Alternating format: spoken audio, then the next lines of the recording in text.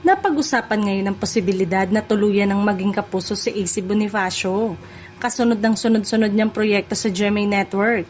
Mismong si Boy Abunda ang nagbukas ng usapin nang makapanayam niya ang Star Magic artist sa Fast Talk with Boy Abunda. Diretsa ang tinanong ni Boy si AC kung handa na ba siyang maging isang full-fledged kapuso, lalo na ngayong mas madalas na siyang mapapanood at nabibigyan ng oportunidad sa GMA. Isang tanong ito na naging interesante para sa fans dahil kilala si AC bilang talentong matagal ding konektado sa Kapamilya Network.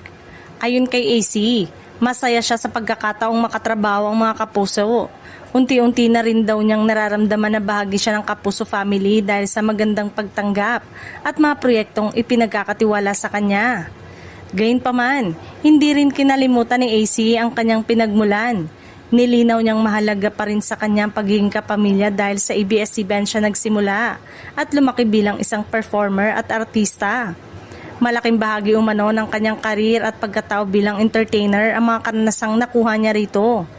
Para kay AC, hindi naman kailangang pagbanggain ang pagiging kapamilya at mga oportunidad na natatanggap niya ngayon sa Kapuso Network.